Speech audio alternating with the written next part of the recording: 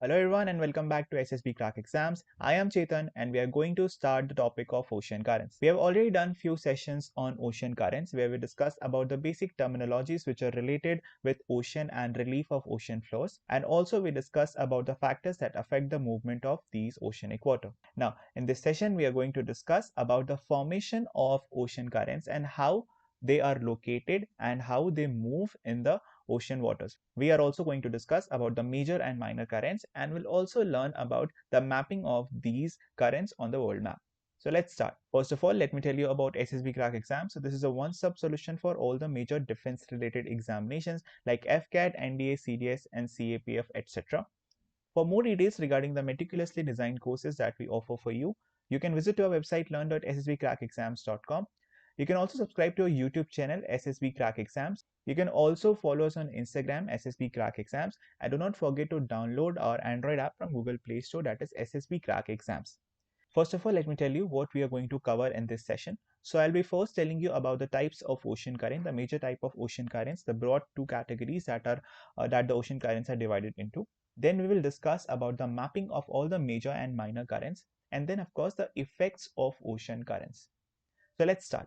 First of all, let me tell you about the types of ocean currents. Now, ocean currents can be of two types. Either they can be surface ocean current or they can be deep ocean currents. Now, what are these surface ocean currents? So, surface currents constitute about 10% of all the water in the ocean that runs in the first layer, the topmost layer of ocean water. And these waters are upper 400 meter of the ocean. That is, the first 400 meter of the ocean is responsible for the surface ocean currents. Rest of the 90% of the ocean water is inside the deep ocean, and the currents that are found in these deep oceans are known as deep ocean currents. Now, by figure itself, you can see clearly how it has been illustrated. So the surface currents which runs closer to the surface of the ocean or the sea water, and deep ocean currents run closer to the deep ocean or run inside the deep ocean or closer to the oceanic floors.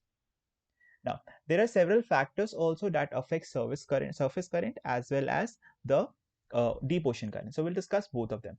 Now, we have discussed majority of these factors in the previous session only. So I'll again recall all of these factors. So for example, the major factors that affect the surface current are temperature, the temperature distribution both in horizontal and vertical direction. We have discussed this in the previous session also. Then the salinity, that is difference in variation of salt concentration or the heaviness of water. It regulates both the surface current or the horizontal distribution of water, horizontal movement of water, and the vertical movement of water as well. Then precipitation, of course, this happens after this leads to the addition of fresh water, which again leads to the change in variation of salinity or the concentration of water. Then we have Coriolis force, which affects the movement of water. Then tidal waves due to tidal bulges. Then shape of continents. Now I'll explain you the shape of continents and Coriolis force more in detail in today's session in the further time. The next factors we are going to discuss is about the deep currents, the factors that affect the movement of deep currents. Now, one major effect is due to density, the difference in density. When does density difference happens? Of course, it happens when there is a change in concentration of the water. When water evaporates, then the water gets heavier, the concentration increases, and it tries to sink in, right? And that regulates the vertical circulation of water. The next is the gravity. Due to gravity also, there is a deep current which affects the motion of the deep currents. Next is volume transfer. Volume transfer takes place when mainly there is tidal bulge. So when there is tidal bulge, of course, the water in that particular area or that particular region where tidal bulge occurs, it gets uplifted by some amount, and then there is difference in volume, right? And since due to gravity, each and every drop of water should be at the same level, then of course there is movement of water. The fourth is again shape of continents. So deep currents as well as surface currents, both of them are affected by the shape of continents. And to some extent, Coriolis forces also affects the deep currents as well. But that effect is not so great, so that is why we have not mentioned it. Now, with the help of this figure, let me explain you how Coriolis force and the shape of continents affect the movement of water. Now we all know that due to Coriolis force, there are northeasterly and southeasterly trade winds, right? And they are in something like this direction. They move in something like this direction. As you can see in this figure, I'm showing this with the help of arrow, right? And this is also the reason why you will see in the oceanic region or in the oceans, the water movement near the equator is something like this, which runs parallel to the equator and in opposite direction. Why? Because Earth is moving in west to east direction, and these currents or these winds, they move in opposite direction, that is east to west. So this is one fact that must be known. The second one is the shape of continent. So as you can see, if the for it is very obvious, the continents act as a hurdle in the movement of water, and that diverts the movement of water. For example, in this figure only, if you see these waters which are moving in this particular direction from east to west, what they will do when they'll move ahead, they will encounter land masses, then they get deflected and they move and they change their path. So these continents simply act as a hurdle for them and they divert the movement of water. Now, now that we are done with all the factors and all the reasons that affect the motion or the movement of water, now we are ready to check or map all these major and minor currents of the world. So with the help of this single map only, I'll explain you each and every current, major current, minor current, warm current, and the cool current, and all of that will be explained by this map only.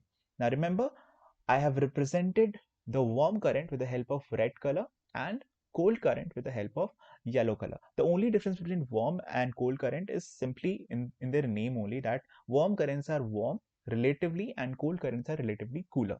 The very first current will be the equatorial currents.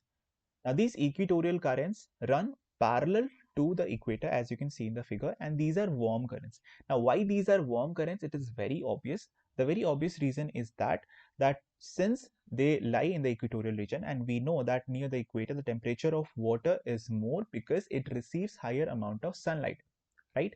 So since because it receives higher amount of sunlight, so the water temperature will be high and will have warm currents, and these currents are initiated due to the Coriolis force. We have just seen that only with the help of a figure. I showed you that. Now what happens after this? So yes, first of all, just remember that equatorial currents run parallel to the equator and in the direction from east to west due to the Coriolis force. Now these currents are known as equatorial currents. Now those currents which lie in the northern part are known as north equatorial currents, and those which lie in the southern part are known as south equatorial currents. Okay, now this is done. First of all, we'll discuss about the major currents and the minor currents of Atlantic Ocean. And that too, first we shall start with the North Atlantic region.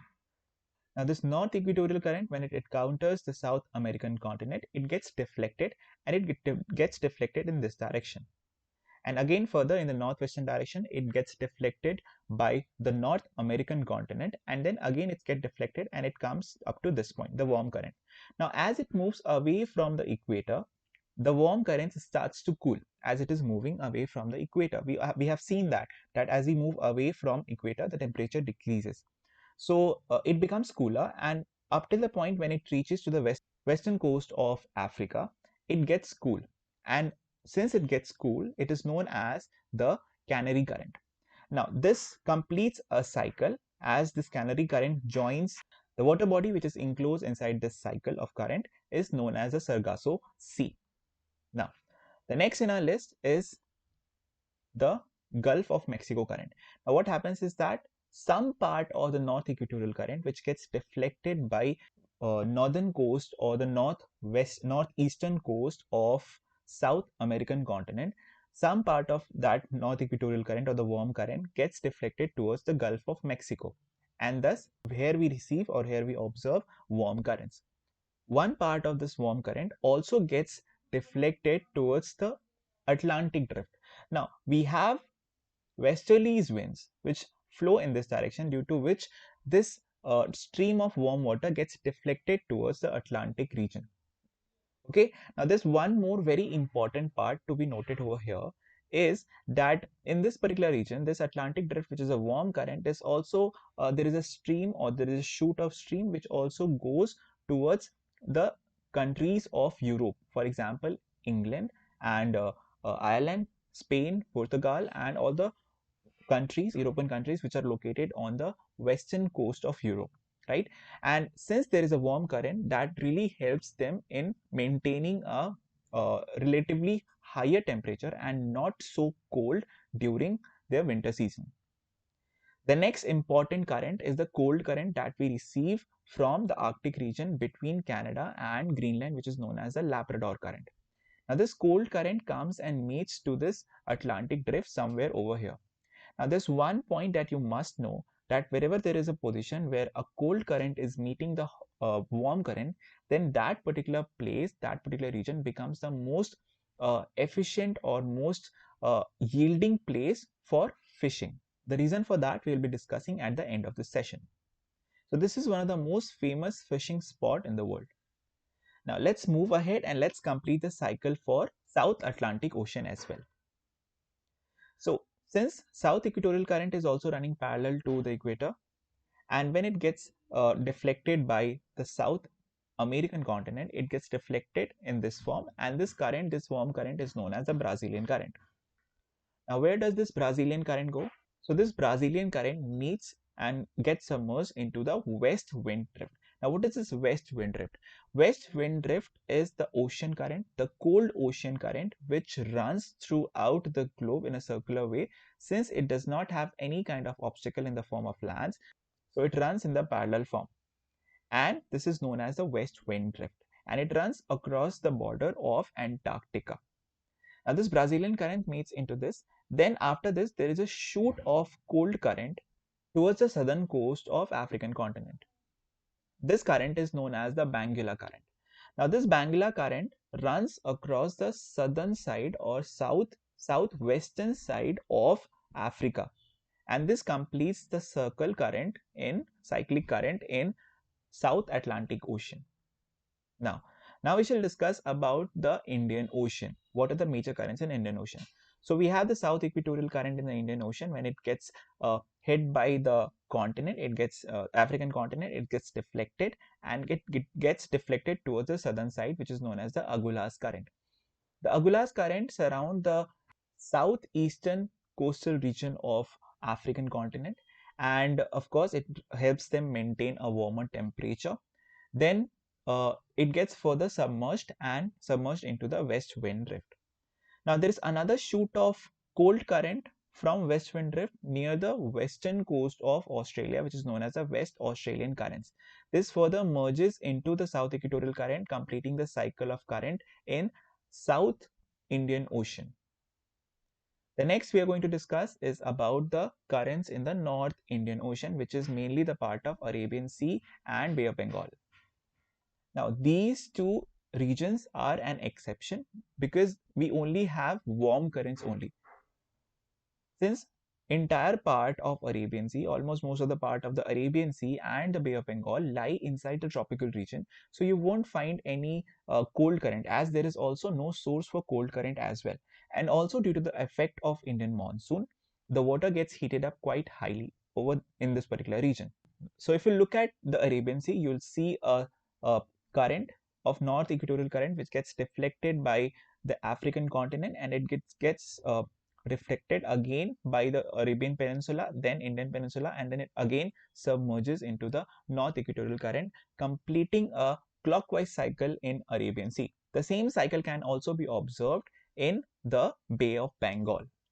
Okay, now let's check south part of the south region of the Pacific Ocean. So another shoot of cold current, which is known as the Peru current, which is observed in the western coast of South American continent. Now this is known as Peru current as one of the western countries of South American continent is Peru. Now this further merges into the South Equatorial Current in the Pacific region. There is another shoot in the eastern side of South America, which is known as the Falkland Current. Now this is a cold current which meets the Brazilian current over this region, and again this is again one of the reason where you'll find great spot for fishing, and this is one of the most famous spot for fishing in the world. Now let's move ahead and let's complete this cycle of South Pacific Ocean. So this South Equatorial Current further, when it goes, it deflects by the Australian continent, and it gets deflected in this direction, and then again it merges by going between Australia, that is the eastern coast of Australia, and the New Zealand, to get it until it gets merged into the west wind drift. Thus, this completes the cycle of current in the south part of the Pacific Ocean. Now, let's check the northern part. Of course, we have this north equatorial current in the northern Pacific Ocean. It encounters land of southeastern Asian countries, so this will get deflected, and this gets deflected something like this. Now, this current is known as Kuroshio current, which is a hot current or a warm current, and this is very important, very crucial.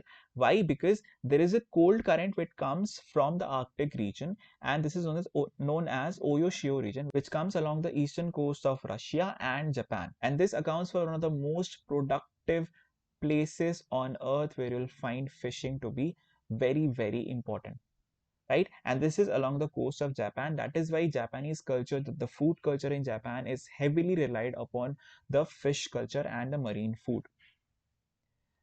Now, this Kuroshio current reaches the western coast of North America, somewhere around here.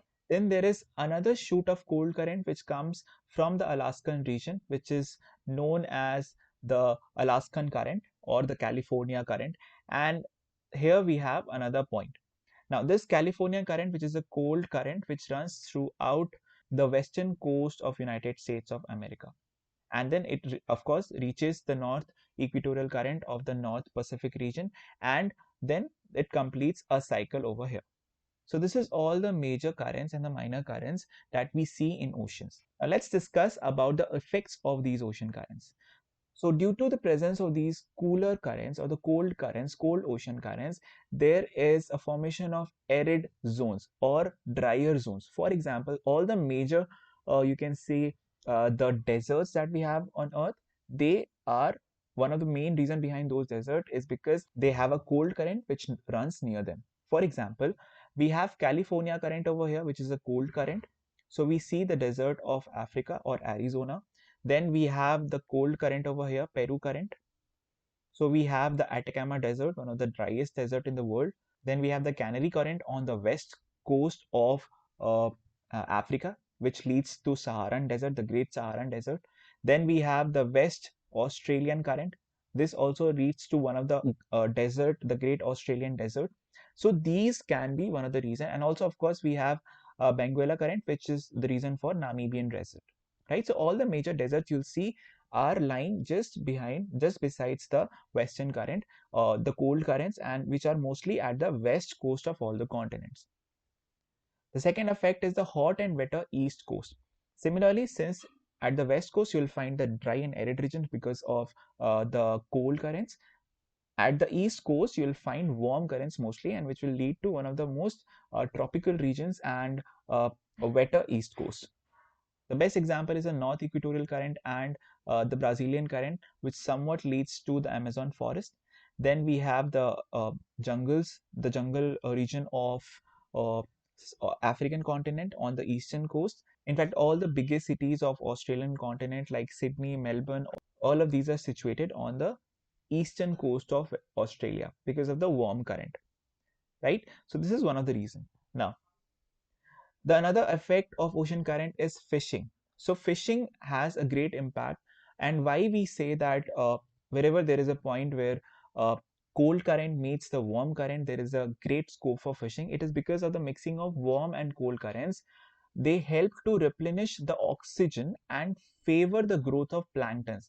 Planktons are small organisms, marine organisms, which are basically the primary food for fish population and many fishes, which of course leads to the growth of fishes in that particular region. And of course, uh, many countries rely heavily and their economy rely heavily on marine production.